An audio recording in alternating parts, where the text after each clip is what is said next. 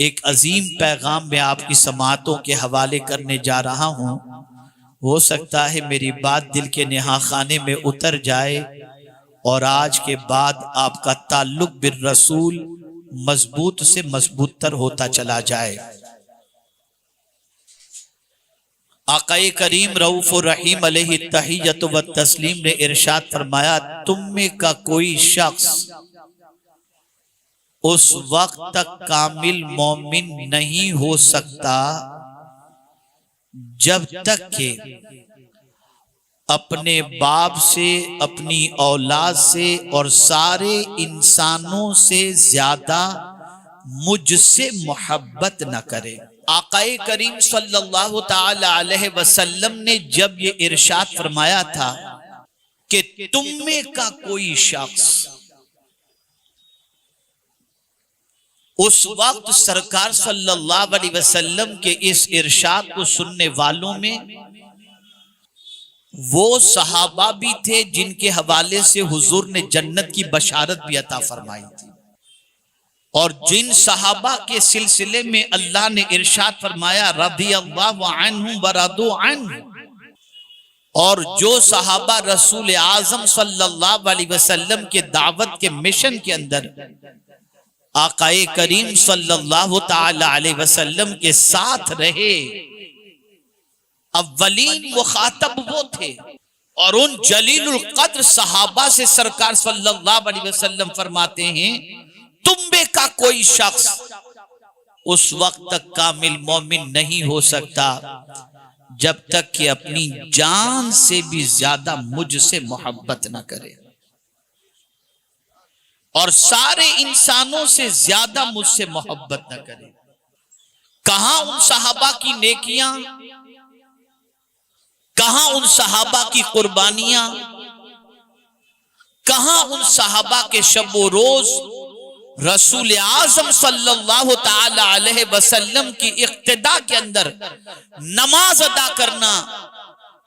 उसके बावजूद भी हुजूर फरमाते हैं, जब तक कि सबसे ज्यादा मुझसे मोहब्बत नहीं करोगे तुम कामिल मोमिन नहीं हो सकते। और ये इरशाद सिर्फ उस दौर के सहाबा के लिए नहीं था, बल्कि अव्वलीन मुखातब वो थे। अब कयामत तक के कलेमा पढ़ने वाले के लिए ये खिताब है, ऐ मेरे उम्मतियों, अगर तुम कामिल मोमिन होना चाहते हो तो सबसे ज्यादा मुझसे मोहब्बत करनी पड़ेगी। अगर सबसे ज्यादा तुम मुझसे मोहब्बत नहीं करोगे तो तुम्हारा ईमान मुकम्मल नहीं हो सकता, और जब तुम्हारा ईमान मुकम्मल ही नहीं होगा तो व अंतुमुल अअलौना इन कुंतुम मुमिनीन के मिस्दाक भी तुम नहीं ठहरोगे। और कामयाबी के लिए हजार तुम जिद्दोजहद कर लो, कामयाबी उस वक्त तक मयस्सर नहीं हो सकेगी जब तक कि तुम कामिल मोमिन न बन जाओ। यही वजह है कि सहाबाए किराम अलैहिमुर रिदवान जब हुजूर सल्लल्लाहु अलैहि वसल्लम से कोई बात अर्ज करना चाहते तो डायरेक्ट नहीं कहते थे कि या रसूल अल्लाह सल्लल्लाहु अलैहि वसल्लम हमारी बात समाअत फरमा लें, बल्कि स्टार्ट करते थे तो यूं स्टार्ट करते थे, फिदा का बे अबी अंत व उम्मी या रसूल अल्लाह, मेरे माँ बाप आप पर कुर्बान है अल्लाह के रसूल। ये कह करके वो अपनी गुफ्तगू का आगाज करते थे और हुजूर सल्लल्लाहु ताला अलैहि वसल्लम से अर्ज करते थे, माँ भी आप पर कुर्बान और बाप भी आप पर कुर्बान। और किसी बाप ने और किसी माँ ने अपने बेटे से ये नहीं कहा, बेटे हमने तुम्हारी परवरिश की है। माँ ये नहीं कहती कि मैंने तुझे जन्म दिया है, तू मुझसे ज्यादा हुजूर से मोहब्बत करता है और हुजूर पर हमको कुर्बान करने के लिए तैयार है। नहीं, हर माँ इस बात पर फख्र करती थी कि इस जैसा बेटा अल्लाह सबको अता फरमाए, जो बेटा हमें नबी पर कुर्बान करने के लिए तैयार। ए रसूल गिरामी वकार सल्लल्लाहु ताला अलैहि वसल्लम के दीवानों, अब मैं आपको समझाऊं, सरकार सल्लल्लाहु अलैहि वसल्लम ने जो फरमाया, सबसे ज्यादा सारे इंसानों से ज्यादा जब तक कि मुझसे मोहब्बत नहीं करोगे तुम कामिल मोमिन नहीं हो सकते। क्यों मोहब्बत करें? क्या वजह है मोहब्बत करने की? क्यों आकाए करीम सल्लल्लाहु अलैहि वसल्लम ने बाप से ज्यादा मोहब्बत करने की बात फरमाई, बेटे से ज्यादा मोहब्बत करने की बात फरमाई, सारे इंसानों से ज्यादा मोहब्बत करने की बात फरमाई? इसे समझें आप। एक बाप अपने बेटे की दुनिया की परेशानी का मदावा बनकर के होता है और अपने बेटे की दुनिया की हर परेशानी को दूर करने के लिए वो जिद्दोजहद करता है। सुबह से काम पर निकल जाएगा, शाम को थक करके लौटेगा। कभी बीवी ने कह दिया बच्चे का यूनिफॉर्म नहीं है तो बाप यूनिफॉर्म के लिए जिद्दोजहद करेगा। फीस का प्रॉब्लम है, बाप फीस का प्रॉब्लम सॉल्व करेगा। बेटे की दवा का मसला है, बाप बेटे की दवा का इंतजाम करेगा। लिबास का मसला है, बाप बेटे के लिबास का इंतजाम करेगा। बाप अपने बेटे की हर जरूरत को पूरी करने के लिए सुबह से लेकर रात तक अगर फुटपाथ पर पथारा लगाना पड़े उसके लिए भी तैयार हो जाएगा, मजदूरी करनी पड़े उसके लिए भी तैयार हो जाएगा। सवाल ये पैदा होता है, बच्चे की पैदाइश से लेकर के जिंदगी की आखिरी सांस तक अगर बाप जिंदा है तो हर बाप अपने बेटे के मुस्तकबिल की ताबनाकी के सिलसिले में जिद्दोजहद करता है, मेहनत तो मशक्कत करता है। खुद फटे कपड़े पहनेगा, बच्चे को अच्छे कपड़े पहनाता है। लेकिन सवाल ये पैदा होता है कि एक बाप जो इतना शफीक अपने बेटे के ऊपर है, रसूल आजम फरमाते हैं इससे भी ज्यादा मुझसे मोहब्बत करनी पड़ेगी। या रसूल अल्लाह सल्लल्लाहु ताला अलैहि वसल्लम, बाप के तो इतने एहसानात हैं, बाप तो हमारी रोजी रोटी का इंतजाम करता है, हमारी ताजीम का तालीम का इंतजाम करता है, हमारी तरबियत का इंतजाम करता है, इलाजो मुआलजे का इंतजाम करता है। सरकार आप हम पर क्या एहसान फरमा रहे हैं जिसकी वजह से बाप से भी ज्यादा आपसे मोहब्बत करें? तो पैगंबर रहमत सल्लल्लाहु अलैहि वसल्लम चश्म आलम में तसव्वुर के अंदर जवाब देते नजर आएंगे। ऐ मेरे उम्मती, तेरा बाप जमीन के ऊपर जब तक है तेरी परेशानियों का मदावा बन करके है, इलाज करता हुआ दिखाई देता है, लेकिन जब तेरे जिस्म से रूह का रिश्ता टूट जाएगा तो कैफियत ये होगी, कब्र में तेरा बाप नहीं आएगा, कांधे पर उठा करके चार लोग, यहां तक कि तेरा बाप भी कांधा दे रहा होगा, तेरा चचा भी कांधा दे रहा होगा, तेरा भाई भी कांधा दे रहा होगा, और अगर तू साहिबे औलाद है तो तेरा बेटा भी कांधा दे रहा होगा। लेकिन वही बाप जो तेरे सर पर शफकत का हाथ फेरता था, जिस्म से रूह का रिश्ता टूट जाएगा तो घर में रखने के लिए तैयार नहीं होगा, पहली फुर्सत में अव्वल मंजिल पहुंचाने के लिए तैयार होगा। इस मैयत को ले जाओ, बेटे को कब्र के हवाले कर दो, माँ भी कहेगी इसे उठाओ, कब्रस्तान इसके कब्र में जाकर के कब्र के हवाले कर दो। अल्लाह अकबर। अब कब्र के अंदर न तेरा बाप काम आएगा, न तेरी माँ काम आएगी, न तेरे बेटे काम आएंगे, न तेरा भाई काम आएगा। उस कब्र की तारीख वादी में अगर कोई तेरा मदावा बन करके तेरे काम आने वाला है तो वो कोई और नहीं, वो मदीने का चांद ही काम आने वाला है, वो रसूल रहमत ही काम आने वाले हैं, वो पैगंबर रहमत सल्लल्लाहु अलैहि वसल्लम ही काम आने वाले हैं। अल्लाह अकबर। जहां सारी मोहब्बतें दम तोड़ देती हैं, मुस्तफा प्यारे की मोहब्बत वहां सहारा देती नजर आती है। आप अंदाजा लगाएं, मैदान मैशर के अंदर कुरान कहता है बाप बेटे से भागेगा, माँ बच्चे से भागेगी, हर एक एक दूसरे से भागता नजर आएगा। लेकिन मेरे आका सल्लल्लाहु ताला अलैहि वसल्लम अपने गुलामों को तलाश कर करके अपने दामन में पनाह अता फरमाएंगे, जन्नत की बहारें अता फरमाएंगे। और अल्लाह के रसूल सल्लल्लाहु अलैहि वसल्लम कयामत के दिन प्यास से तड़पने वाले अपने उम्मतियों को हाथों से जाम जामे कौसर भर भर के पिलाएंगे। आप जरा मुझे बताइए, जो रसूल जमीन के ऊपर भी काम आए, जो रसूल जमीन के अंदर भी काम आए, जो रसूल मैदान मैशर में भी काम आए, क्या उस रसूल से सबसे ज्यादा मोहब्बत नहीं करनी चाहिए? यकीनन करनी चाहिए। आइए मैं समझाता हुआ चलूं। मोहब्बत के कई असबाब होते हैं, लेकिन आज एक सबब पर मैं सिर्फ गुफ्तगू करूंगा, इसलिए कि कानून के दायरे में रहकर दीन का काम करेंगे तो हमारे लिए भी आफियत है और आपके लिए भी आफियत है। अब आइए मैं आपको बताऊं, मेरे प्यारे आका सल्लल्लाहु तआला अलैहि वसल्लम के प्यारे दीवानों, कई असबाब हैं जिसकी वजह से आदमी किसी से मोहब्बत करता है। उसमें से एक सबब, किसी की खूबसूरती की वजह से कोई मोहब्बत करता है, किसी के इल्म की वजह से कोई मोहब्बत करता है, किसी के कमाल की वजह से कोई मोहब्बत करता है, किसी के मर्तबे की वजह से कोई मोहब्बत करता है, और किसी के एहसान की वजह से कोई मोहब्बत करता है। आज मैं आपको हुजूर का एहसान बताता हूं ताकि आपका ज़मीर बेदार हो, आपकी तबीयत के अंदर मुस्तफा जाने रहमत सल्लल्लाहु अलैहि वसल्लम से मोहब्बत का जज्बा पैदा हो। आइए पहली आयत,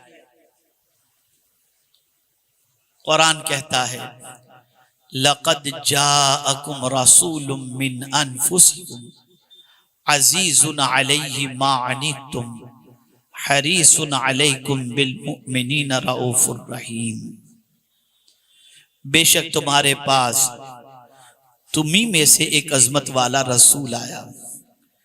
अब इस रसूल की पोजीशन क्या है, इसे समाअत फरमाएं। अज़ीज़ुन अलैहि मा अनित्तुम, तुम्हें तकलीफ में देखकर इस रसूल को बर्दाश्त नहीं। तर्जमा यह है कि तुम्हारा मशक्कत में पड़ना उन पर गिरा गुजरता है, लेकिन मैं आसान अंदाज में समझाने के लिए कहता हूं, तुम्हें तकलीफ में देखकर ये रसूल बर्दाश्त कर ही नहीं सकते। अगर कोई उम्मती तकलीफ में है तो आकाए करीम सल्लल्लाहु अलैहि वसल्लम बेचैन हो जाते हैं, बेकरार हो जाते हैं। ऐ रसूल आजम सल्लल्लाहु ताला अलैहि वसल्लम के दीवानों, आप अंदाजा लगाएं, तकलीफ हमें हो रही है, बेचैन मुस्तफा जाने रहमत सल्लल्लाहु अलैहि वसल्लम होते हैं। तकलीफ हमें होती है, बेकरार मुस्तफा जाने रहमत सल्लल्लाहु अलैहि वसल्लम होते हैं। अज़ियतें हमें पहुंचती हैं, बेचैन मुस्तफा जाने रहमत सल्लल्लाहु अलैहि वसल्लम होते हैं। अल्लाहु अकबर। मेरे प्यारे आका सल्लल्लाहु ताला अलैहि वसल्लम के प्यारे दीवानों, यही वजह है कि कोई कहीं से भी पुकारे मुस्तफा करम की नजर फरमा दिया करते हैं। आप अंदाजा लगाइए, मेरे प्यारे आका सल्लल्लाहु ताला अलैहि वसल्लम के प्यारे दीवानों, रसूल रहमत सल्लल्लाहु अलैहि वसल्लम की जिंदगी का जायजा लें। कब कब और कैसे कैसे हाल के अंदर तकलीफों में पुकारने वालों की रसूल आजम सल्लल्लाहु अलैहि वसल्लम ने मदद फरमाई। क्या आपको नहीं मालूम मेरे प्यारे आका सल्लल्लाहु ताला अलैहि वसल्लम के प्यारे दीवानों, एक अल्लाह के रसूल सल्लल्लाहु अलैहि वसल्लम के आशिक, जिन्हें दुनिया जानती है, जो हम कहा करते हैं कसीदे बुर्दा के नाम से। आप जानते हैं कसीदे बुर्दा, ये बुर्दा के मानी क्या होता है? चादर ही तो कहते हैं, बुर्दा के मानी चादर होती है। आज पूरी दुनिया के अंदर कसीदे बुर्दा शरीफ कसरत से पढ़ा जाता है। अब साहिब कसीदे बुर्दा, जिनके वजूद पर फालिज लग चुका था और फालिज की वजह से परेशान थे, और परेशानी के आलम के अंदर किसी और की तारीफ नहीं करते, सोते हैं, और उसी आलम में मुस्तफा जाने रहमत सल्लल्लाहु ताला अलैहि वसल्लम की, रसूल आजम सल्लल्लाहु अलैहि वसल्लम की नात आकाए करीम की बारगाह में पेश करते करते सो जाते हैं। आंख लगती है, रसूल आजम का दीदार नसीब हो जाता है। आकाए करीम को नात इतनी पसंद आई थी कि रसूल आजम ने अपनी चादर इनको ओढ़ा दी। सुबह उठे, फालिज का असर खत्म हो चुका था। और चादर जिसमें अक़दस पर मौजूद थी, इसी को कसीदे बुर्दा शरीफ कहते हैं। अल्लाह अकबर। जब आप दूसरे दिन निकले तो बाजार के अंदर एक बुजुर्ग मिले और कहते हैं, क्या रात वाला कसीदा मुझे नहीं सुनाओगे? अल्लाह अकबर। तुम्हें कैसे पता चला कि रात को मैंने कसीदा कहा जब तुम सुना रहे थे हुजूर की महफिल में हम भी मौजूद थे।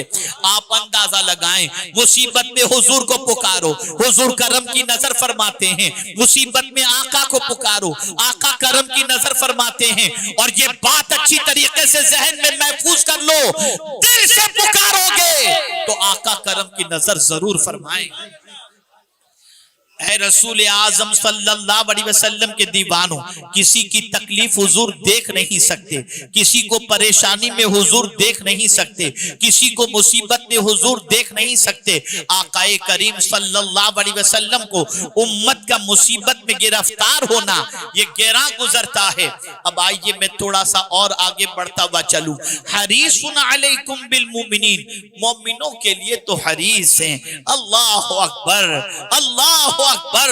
पैगंबर रहमत सल्लल्लाहु अलैहि वसल्लम मोमिनों के लिए इतने हरीस हैं, इतने हरीस हैं कि कुरान कहता है वला सौफा युअतीका रब्बुका फतरदा, अन करीब आपको इतना अता करेंगे कि आप राजी हो जाएंगे। रब फरमा रहा है महबूब इतना आपको देंगे कि आप राजी हो जाएंगे। तो मेरे आकाश करते हैं, मौला मैं उस वक्त तक राजी नहीं हो सकता जब तक कि मेरा एक उम्मती भी जहन्नम में रह जाए। सारे उम्मतियों की जब तक कि तू बख्शिश न फरमा दे उस वक्त तक मैं राजी नहीं हो सकता। आप मुझे बताओ इससे बड़ा एहसान और क्या होगा, इससे बड़ा करम क्या होगा? जब कल बरोज़े क़यामत नफसी नफसी की कैफियत होगी तो ज़बाने मुस्तफ़ा पर उम्मती उम्मती होगा, ज़बाने मुस्तफ़ा जाने रहमत सल्लल्लाहु अलैहि वसल्लम पर उम्मती उम्मती होगा। मेरे प्यारे आका सल्लल्लाहु अलैहि वसल्लम के प्यारे दीवानों, आप सिर्फ हल्के से थोड़ा सा दिमाग पर जोर देकर कयामत के मंजर के बारे में सोचें, कयामत की कैफियत के बारे में सोचें। आप जरा सोचो, आज अगर प्यास लगती है तो पानी की सबील कहीं मिल जाती है, पानी पिलाने वाला कोई मिल जाता है, कोई हमें पानी की बोतल कहीं से दस्तयाब होती है। और अगर गर्मी का टेम्परेचर ज्यादा हो, दिल्ली राजस्थान के अंदर जितनी गर्मी और यूपी में होती है, अगर उतनी गर्मी की पोजीशन हो तो आदमी नेकी की नीयत से, इंसानियत की नीयत से पानी के सिलसिले में अब अपने जो है टेबल लगाकर आदमी को ठंडा पानी पिलाता हुआ दिखाई देता है। पानी इंसान को गर्मी में शदीद उसकी जरूरत हुआ करती है। आकाए करीम सल्लल्लाहु अलैहि वसल्लम ने इसीलिए पानी पिलाने की फजीलत बयान फरमाई। पैगंबर रहमत सल्लल्लाहु अलैहि वसल्लम के हवाले से हजरत आला हजरत अजीमुल बरकत इमाम इश्क़ मोहब्बत से किसी ने सवाल पूछा कि मुहर्रम में जो सबीलें लगती हैं क्या इससे कोई सवाब है? आला हजरत अजीमुल बरकत ने फरमाया, अगर सबील लगाने वाला इस नीयत से सबील लगाता है कि प्यासा पानी पीकर अपनी प्यास को बुझाएगा और मकसद उस सबील लगाने वाले का ये है कि इससे अल्लाह राजी हो जाए, तो आला हजरत अजीमुल बरकत ने ये कहने के बाद हुजूर की एक हदीस नकल फरमाई कि आकाए करीम सल्लल्लाहु अलैहि वसल्लम की बारगाह में एक शख्स हाजिर हुए और अर्ज करने लगे, सरकार मेरे गुनाह बहुत ज्यादा हैं, मेरे गुनाह के इजाले का कोई जरिया बताएं। तो आकाए करीम सल्लल्लाहु अलैहि वसल्लम ने फरमाया, प्यासों को पानी पिलाओ, तुम्हारे गुनाह झड़ जाएंगे, तुम्हारे गुनाह माफ हो जाएंगे। तो पानी कितनी बड़ी जरूरत है। आज सूरज कितने फासले पर है, हजारों नहीं लाखों हमारे से हजारों मील की दूरी पर ये सूरज है, और सूरज की गर्मी अगर बर्दाश्त नहीं होती और उससे प्यास की शिद्दत महसूस होती है। लेकिन कल कयामत के दिन सूरज सवा नेज़े पर होगा, तांबे की जमीन होगी, आदमी अपने पसीने में डुबकियां लगा रहा, प्यास की शिद्दत की वजह से जबान हलक से बाहर आ रही होगी, और सिवाय जामे कौसर के कोई पानी का इंतजाम नहीं। एक सहाबी हुजूर की खिदमत में हाजिर होते हैं, अर्ज करते हैं, या रसूल अल्लाह सल्लल्लाहु अलैहि वसल्लम, कयामत में आपको तलाश करना हो तो कहां तलाश करें? इश्क देखिए। कयामत में आपको तलाश करना हो तो कहां तलाश करें? तो मेरे आका सल्लल्लाहु अलैहि वसल्लम फरमाते हैं, मैं 3 मकामात में से किसी एक मकाम पर मिल जाऊंगा। 3 मकामात में से किसी एक मकाम पर मिलूंगा, या पुल सिरात पर मिलूंगा, या हौज़े कौसर पर मिलूंगा, या मीज़ान पर मिलूंगा। अल्लाह अकबर। जब इस हदीस मुबारका की तिलावत का एक आशिक मुताला करता है, इसकी तिलावत का शर्फ हासिल करता है, तो रोंगटे खड़े हो जाते हैं। मीज़ान, अल्लाह अकबर, जहां आमाल तोले जा रहे हैं। कयामत के दिन जो कुछ भी यहां हमने अपनी ज़बान से किया है, या जर्रा बराबर भी नेकी हमने की, या जर्रा बराबर भी हमने गुनाह किया, दफ्तर के अंदर, अमाल नामे के अंदर सब कुछ दर्ज हो रहा है। कुरान कहता है, यौम तजिदु कुल्लु नफ्सिन मा अमिलत मिन खैरिन मुहदरा। कयामत में तुम पाओगे, हर शख्स पाएगा अपने सामने हाजिर जो कुछ भी उसने जर्रे के बराबर भी नेकी की होगी, वो नेकी अपने सामने वो देखेगा। फमन यअमल मिस्काल ज़र्रतिन खैरन यरा, जो जर्रे के बराबर नेकी करेगा वो नेकी दिखाई जाएगी, और जो जर्रे के बराबर बुराई करेगा वो बुराई उसे दिखाई जाएगी। आप क्या समझते हैं, हम जो कुछ कर रहे हैं वो रिकॉर्ड हो रहा है। कुदरत के फरिश्ते रिकॉर्ड कर रहे हैं, एक एक अमल को, एक एक लफ्ज को, एक एक हरकत को फरिश्ते रिकॉर्ड कर रहे हैं। और कयामत में अल्लाह फरमाएगा, इक़रा किताबक, अपना अमाल नामा पढ़। एक सवाल मैं आपसे पूछना चाहता हूं, आज ही के एक दिन का अमाल नामा पढ़ने के लिए अगर हमसे अल्लाह अज़्ज़ा व जल्ल फरमा दे कि बंदे आज का अमाल नामा पढ़कर सुना, तो जरा ठंडे कलेजे से सोच लीजिएगा कि क्या उस अमाल नामे को पढ़कर अल्लाह को सुनाने की ताकत हम रखते हैं? दिन भर के सारे गुनाह, सारी बुराइयां, सारी आवारगियां हमारे उस दफ्तर में दर्ज, हम उसे अल्लाह की बारगाह में पढ़कर सुनाने की सलाहियत नहीं रखते, तो पूरी जिंदगी का आमाल नामा जब पढ़ने का अल्लाह फरमाएगा तो क्या आलम होगा। अब मीज़ान पर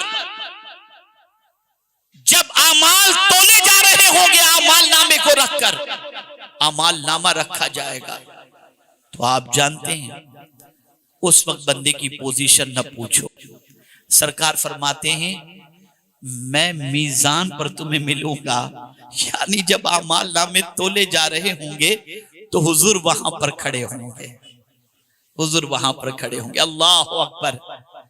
और जानते हैं आप, अगर दुनिया में किसी ने आकाए करीम सल्लल्लाहु अलैहि वसल्लम पर दुरूद व सलाम का तोहफा पेश किया होगा, तो जब गुनाहों की वजह से मीज़ान पर जब आमाल नामे को रखा जाएगा और गुनाहों का पलड़ा भारी और नेकियों का पलड़ा हल्का होगा, तो मेरे आका सल्लल्लाहु अलैहि वसल्लम अपनी आस्तीन से एक पर्चा निकालेंगे, नेकियों के पलड़े में रख देंगे, और नेकी का पलड़ा भारी हो जाएगा।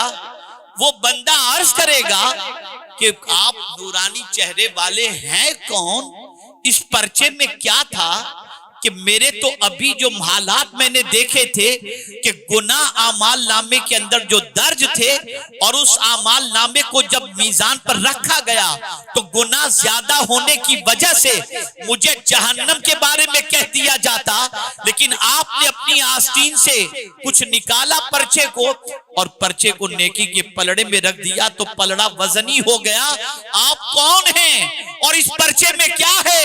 तो मेरे आका सल्लल्लाहु अलैहि अलैहि वसल्लम इरशाद फरमाएंगे, ए मेरे उम्मती, मैं वो हूं जिस पर तू दुरूद पढ़ा करता था, और ये पर्चा वही है जिसमें तूने मुझ पर मोहब्बत से दुरूद पढ़ा था।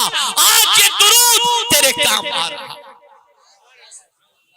ए रसूल आजम सल्लल्लाहु ताला अलैहि वसल्लम के दीवानों, तो सरकार फरमाते, मैं तुम्हें मीज़ान पर मिलूंगा, पुल सिरात पर। पुल सिरात जहन्नम के ऊपर बना हुआ ब्रिज है, बाल से ज्यादा बारीक और तलवार से ज्यादा तेज। बाल से ज्यादा बारीक, तलवार से ज्यादा तेज, हर एक को उससे गुजरना है। नीचे जहन्नम और उस पे पुल सिरात से गुजरना है। मैं सिर्फ आपसे इतना कहता हूं, 2 सेकंड के लिए आप सोचें, बाल से ज्यादा बारीक और तलवार से ज्यादा तेज ब्रिज क्रॉस करने की ताकत है हमारे अंदर? सरकार फरमाते, मैं पुल सिरात पर मिलूंगा। अल्लाह अकबर। क्या करेंगे पुल सिरात पर? क्या होगा वहां पर? तो फरमाया गया, जब हुजूर सल्लल्लाहु अलैहि वसल्लम का उम्मती पुल सिरात पर कदम रखेगा ना, तो सरकार पुल सिरात के किनारे पर अल्लाह की बारगाह में दुआ करेंगे, रब्ब सल्लिम, रब्ब सल्लिम, रब्ब सल्लिम। ए अल्लाह, मेरे उम्मती को सलामती से गुजार दे, मेरे उम्मती को सलामती से गुजार दे। आप मुझे बताओ, उस मुसीबत के वक्त काम आने वाली जात कौन सी है? मुस्तफा जाने रहमत सल्लल्लाहु अलैहि वसल्लम की जात है। आप अंदाजा लगाएं, प्यास की शिद्दत की वजह से इंसान की जबान हलक से बाहर आती हुई दिखाई देगी। सरकार फरमाते हैं, मुझे कल बरोज़े क़यामत तलाश करना हो तो 3 मकामात पर तलाश करना, पुल सिरात, मीज़ान और हौज़े कौसर पर। हौज़े कौसर पर प्यास की वजह से, प्यास की शिद्दत की वजह से जब बंदा परेशान होगा, तो मुस्तफा जाने रहमत सल्लल्लाहु अलैहि वसल्लम अपने हाथों से अपने गुलामों को जामे कौसर पिलाएंगे, और एक बार जो जामे कौसर पी लेगा, फिर वो कभी प्यासा नहीं होगा। अब मैं आपसे पूछना चाहता हूं, इतनी मुसीबतों में काम आने वाली जात के साथ हमें सबसे ज्यादा मोहब्बत करनी चाहिए या नहीं करनी चाहिए? बाप कयामत में काम नहीं आएंगे, माँ काम नहीं आएगी, बेटा काम नहीं आएगा, भाई काम नहीं आएगा, दोस्त काम नहीं आएगा, बल्कि बाप अपने बेटे को देखेगा, मुंह फेर के चला जाएगा, माँ अपने बेटे को देखेगी, मुंह फेर के चली जाएगी, कोई किसी के काम नहीं आएगा। लेकिन अल्लाह अकबर, उस कयामत खेज मंजर के अंदर और कयामत के दिन अगर कोई काम आने वाली जात होगी, तो मुस्तफा जाने रहमत सल्लल्लाहु ताला अलैहि वसल्लम होंगे। आप अंदाजा लगाएं, बुखारी शरीफ की हदीस है, अल्लाह अकबर, आकाए करीम सल्लल्लाहु ताला अलैहि वसल्लम की बारगाह के अंदर उम्मती पहुंचेंगे, लेकिन हुजूर के पास पहुंचने से पहले कल बरोज़े क़यामत हजरत आदम के पास जाएंगे कि हमारी सिफारिश अल्लाह की बारगाह में कर दें। हजरत आदम फरमाएंगे, इज़हबू इला गैरी, मेरे अलावा के पास जाओ। वो जाएंगे हजरत नूह के पास, वो भी कहेंगे इज़हबू इला गैरी। यहाँ तक कि एक एक नबी के पास ये सिफारिश के लिए जाएंगे, उम्मती जाएंगे, हमारी सिफारिश कर दें। सब कहेंगे इज़हबू इला गैरी। लेकिन हजरत ईसा के पास जब पहुंचेंगे, तो हजरत ईसा अलैहिस्सलातु वस्सलाम कहेंगे, हुजूर के पास जाओ, आज उन्हीं को ये मकाम अता किया गया है कि वो सिफारिश करेंगे। जब हुजूर के पास पहुंचेंगे, बुखारी शरीफ की हदीस सुनो, जब पहुंचेंगे तो सरकार उम्मतियों की परेशानी को सुनकर सजदे में चले जाएंगे, सजदे में चले जाएंगे। बुखारी शरीफ की हदीस, सजदे में चले जाएंगे। तो मौला क्या फरमाए, मौला क्या फरमाए? बुखारी शरीफ के अंदर है, मौला फरमाएगा, इरफा रासक, मेरे महबूब अपने सर को उठाओ। सजदे तो तुमने दुनिया में बहुत कर लिए। और फिर रब फरमाएगा, सल तो अता, महबूब मांगो, जो मांगोगे दिया जाएगा। जो मांगोगे दिया जाएगा। वशफा तुशफ़ा, शफाअत करो तुम्हारी शफाअत कबूल कर ली जाएगी। उस वक्त हुजूर फरमा अर्ज करेंगे मेरा एक उम्मती भी जब तक के जहन्नम में जन्नत में जाने से रह जाएगा मैं उस वक्त तक राजी नहीं हो सकता। मेरे प्यारे आका सल्लल्लाहु अलैहि वसल्लम के प्यारे दीवानों, तो कयामत में भी जात जो काम आने वाली है वो हुजूर सल्लल्लाहु अलैहि वसल्लम की जात हमें काम आने वाली। अब आइए दुनिया के हवाले से बता दूं, आज वो कौन सी बदकारी और वो कौन सा गुनाह है जो मुसलमानों में नहीं हो रहा। शराब, जुआ, ज़िना, लिवातत, सारी चीजें मुसलमानों में हो रही हैं। कोई इज्तिमाई अजाब आ रहा है कि सारी की सारी बस्तियां जमीन फटे और अंदर चले जाएं? हो रहा है ऐसा? नहीं हो रहा है। शक्लें बदली जा रही हैं? नहीं हो रहा है। कभी आपने सोचा, हो सकता है किसी के जहन में ये बात आ रही हो कि बहुत नमाज पढ़ने वाले हैं, बहुत ये करने वाले लोग हैं, उनकी वजह से नहीं, किसी की दुआ की वजह से नहीं। कुरान कहता है वमा कान अल्लाहु लियुअज़्ज़िबहुम व अंत फीहिम, अल्लाह उनको अजाब देकर के क्या करेगा जबकि ए महबूब तुम इनमें मौजूद हो। जब सरकार सल्लल्लाहु अलैहि वसल्लम के जिस्म अक़दस से रूह परवास करने का वक्त आया और हजरत इस्राइल अलैहिस्सलाम आए, यहाँ एक चीज अर्ज कर दूं, वो लोग जो माज़ अल्लाह नबी को अपने जैसा समझते हैं, मैं उनसे पूछता हूं कि नबी की बारगाह में रूह कब्ज करने वाला फरिश्ता जब आता है ना, तो इजाजत लेता है कि आपकी रूह कब्ज करूं या ना करूं। है कोई इंसान जिसके पास फरिश्ता पहुंचकर कहे कि रूह कब्ज करूं या ना करूं? ये नबी की शान होती है। हुजूर की बारगाह में हजरत इस्राइल आए, सरकार हजरत ईसा आसमान पर हैं, आपकी रूह जब कब्ज कर ली जाएगी तो आपको कहां रखा जाए? आसमान पर बुलंदी पर जाना पसंद करेंगे या यहाँ? कुर्बान जाइए मेरे आका की किस्मत पर। फरमाते जहां मेरे उम्मती रहेंगे वहीं मैं रहूं। कुरान कहता है वमा कान अल्लाहु लियुअज़्ज़िबहुम व अंत फीहिम। आज अगर इतनी बदकारियों के बावजूद अगर अल्लाह का इज्तिमाई अज़ाब नहीं आता तो ये मुस्तफा जाने रहमत का सदका है। खुदा की कसम, जब तक के सारे इंसानों से ज्यादा हुजूर से मोहब्बत नहीं करोगे तब तक के कामयाबी हमारा मुकद्दर नहीं बन सकती। इसीलिए हुजूर ने फरमाया सब मोहब्बतें दम तोड़ देती हैं, लेकिन हुजूर की मोहब्बत दम नहीं तोड़ती। दुनिया में भी काम आती है, कब्र में भी काम आएगी और मैदान महशर में भी काम आएगी। तो ऐ रसूल आजम सल्लल्लाहु ताला अलैहि वसल्लम के दीवानों, मोहब्बत के कई असबाब हैं, लेकिन आज एक सबब पर मैंने एक सबब का जिक्र किया। रसूल आजम का हम पर बहुत बड़ा एहसान है, रसूल आजम सल्लल्लाहु अलैहि वसल्लम का बहुत बड़ा करम है। जितनी भी नेमतें मिली हैं, चाहे वो इस्लाम की शक्ल में हो, चाहे कुरान की शक्ल में हो, चाहे रहमान की शक्ल में हो, चाहे माँ बाप की शक्ल में हो, चाहे औलाद की शक्ल में हो, चाहे मालो दौलत की शक्ल में हो, ये सब कुछ सदका है मुस्तफा जाने रहमत सल्लल्लाहु अलैहि वसल्लम का। इसलिए आज जो मुझे उन्वान दिया गया था हुजूर की मोहब्बत, तो मैं मोहब्बत के एक सबब पर मैंने गुफ्तगू की है। अब आपसे मैं सवाल पूछना चाहता हूं, क्या हुजूर सल्लल्लाहु ताला अलैहि वसल्लम की जात इतनी अजीम नहीं है कि उनसे सबसे ज्यादा मोहब्बत की जाए?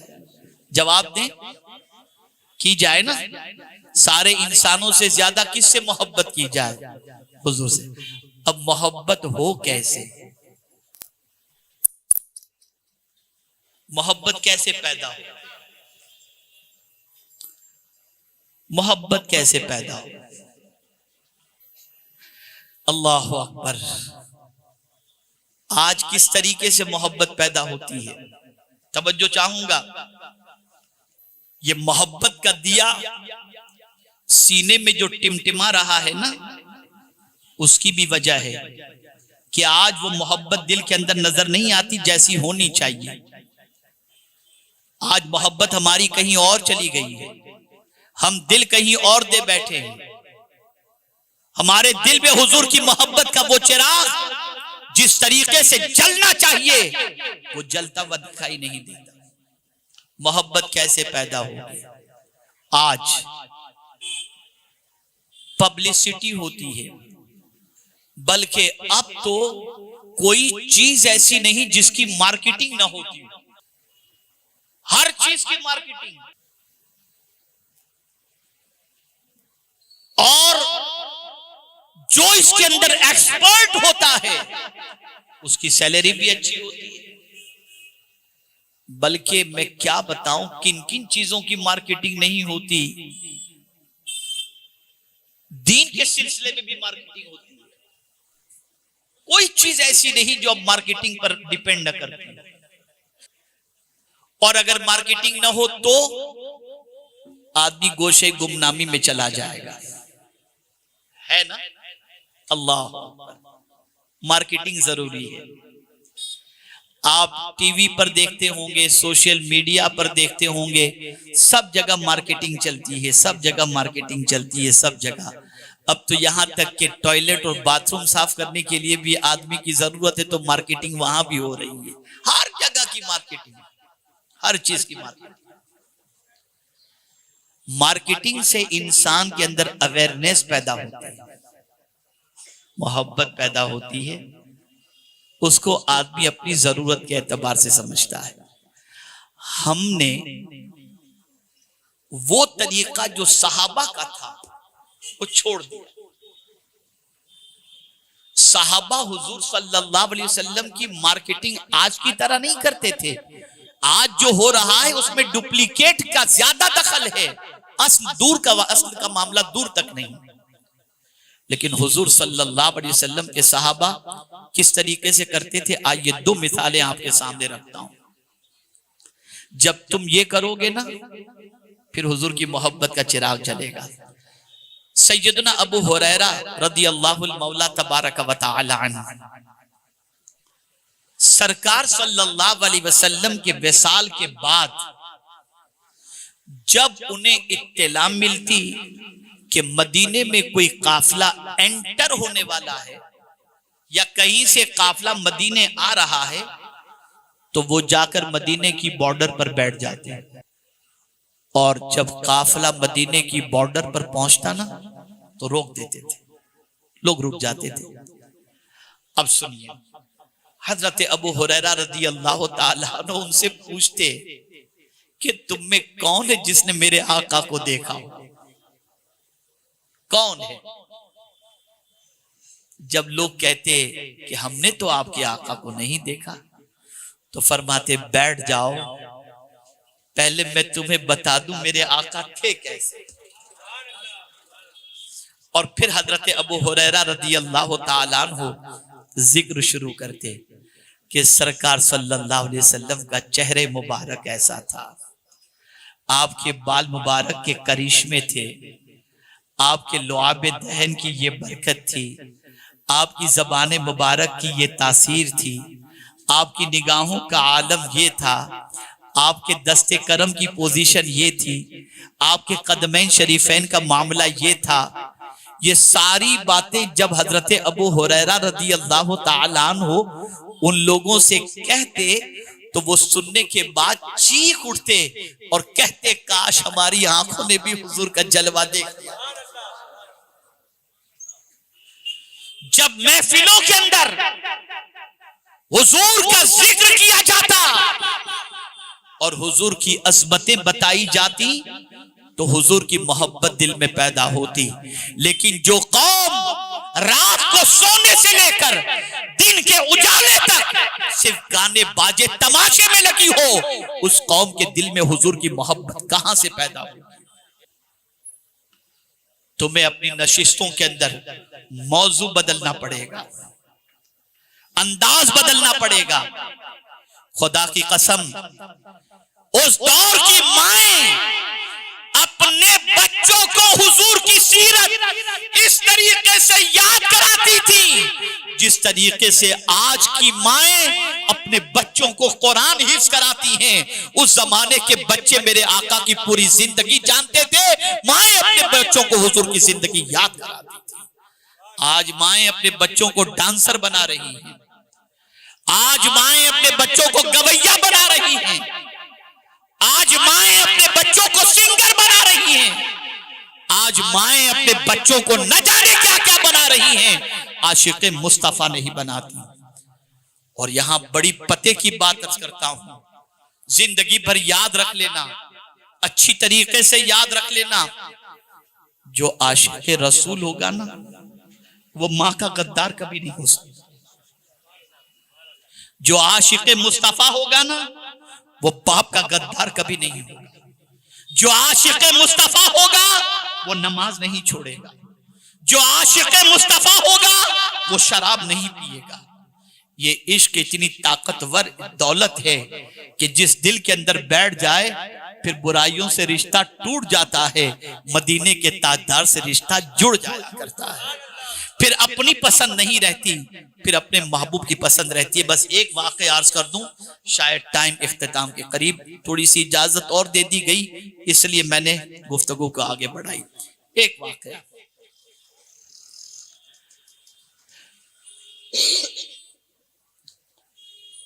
हुजूर सल्लल्लाहु अलैहि वसल्लम फरमाते हैं, सारे इंसानों से ज्यादा जब तक मुझसे मोहब्बत नहीं करोगे, कामिल मोमिन नहीं हो सकते। ठीक है ना? हुजूर का जमाना है, हजरत उवैसे करनी हुजूर के जमाने में है। दिल चाहता है हुजूर को जाकर देखूं, हुजूर की सोहबत में बैठूं, हुजूर के रूखे ज़ैबा की ज़ियारत करूं। अगर हुजूर की ज़ियारत नसीब हो जाती हालत बेदारी में ज़ाहिरी हयात के साथ, तो सहाबियत का मकाम नसीब हो जाता। लेकिन निकलने का इरादा करते हैं तो ख्याल आता है, मेरी माँ जो बिस्तर पर है, इसकी देखभाल कौन करेगा। एक तरफ माँ की खिदमत, दूसरी तरफ हुजूर के दीदार की तड़प। जिंदगी भर के लिए याद रखिएगा, ऐसा नुक्ता अर्ज कर रहा हूं, अगर इसी को आपने याद रख लिया ना, तो आपकी दुनिया आखिरत दोनों इंशाल्लाह संवर जाएगी। एक तरफ हुजूर सल्लल्लाहु अलैहि वसल्लम की जियारत, एक तरफ माँ की खिदमत। अब इसको मैं दूसरे एंगल से समझाता हूं जो याद रखने का है। एक तरफ अपनी पसंद, एक तरफ हुजूर की पसंद। अपनी पसंद यह है कि जाकर हुजूर की जियारत करूं, और हुजूर की पसंद यह है कि ये माँ की खिदमत करूं। अपनी पसंद को हुजूर की पसंद पर कुर्बान कर दूं। न जा सके हुजूर की जियारत के लिए, न जा सके हुजूर के दीदार के लिए, तो कुर्बान जाइए। मेरे आका ने महरूम नहीं रखा। हजरत फारूक आजम को बुलाया, मौला अली को बुलाया, अपना जुब्बा दोनों को दिया और इरशाद फरमाया, कर्न में मेरा एक आशिक रहता है उवैस, उसे जाकर ये जुब्बा दे देना और कहना कि मेरी उम्मत के लिए मगफिरत की दुआ करे। जब वो पहुंचे तो हजरत उवैसे करनी ने पूछा उन लोगों से कि तुम तो हुजूर को देख करके आए हो ना, जरा बताओ हुजूर के कौन से दंदाने मुबारक शहीद हुए गज़वे उहद के अंदर। एक था वहां जाकर दीदार करना, और दूसरा हुजूर के फरमान पर अमल करने की बुनियाद पर कोई लम्हा ऐसा नहीं होता था जिसमें हुजूर की ज़ियारत को करते हुए न। यहां एक दर्स मिला, एक पैगाम मिला कि जब अपनी पसंद और नबी की पसंद का टकराव हो जाए तो अपनी पसंद को नबी की पसंद पर कुर्बान कर दो। जब तुम कुर्बान कर दोगे तो मुस्तफा के करम की नजर तुम पर पड़ जाया करेगी। आज हम रसूल की सारी पसंद को अपनी पसंद पर कुर्बान कर देते हैं और हुजूर की पसंद का ख्याल नहीं रखते। ए रसूल आजम सल्लल्लाहु ताला अलैहि वसल्लम के दीवानों, जरूरत इस अम्र की है कि हम आकाए सल्लल्लाहु ताला अलैहि वसल्लम से सबसे ज्यादा मोहब्बत करें, सारे इंसानों से ज्यादा। इंशाअल्लाह अज़ीम हुजूर की मोहब्बत दुनिया में भी हमें काम आएगी और आखिरत में भी काम आएगी। इन्हीं कलिमात खैर पर मैं अपनी गुफ्तगू को खत्म करता हूं और उम्मीद करता हूं कि आज से अपना रिश्ता, दिल का रिश्ता हुजूर से जोड़ दोगे और करीब होने के लिए, हुजूर से रिश्ते को जोड़ने के लिए दुरूद शरीफ की कसरत करो। कितना अजीम मामला है, इधर दुरूद पढ़ोगे उधर तुम्हारा नाम हुजूर की बारगाह में पेश किया जाएगा, तुम्हारे बाप का नाम भी पेश किया जाएगा। तो कसरत से दुरूद शरीफ की आदत बनाएं। अल्लाह ताला मुझे आपको सबको तौफीक नसीब फरमाए और हम सब आकाए करीम सल्लल्लाहु अलैहि वसल्लम की मोहब्बत में जिएं और उन्हीं की मोहब्बत में अल्लाह हम सब का खातिमा फरमाए।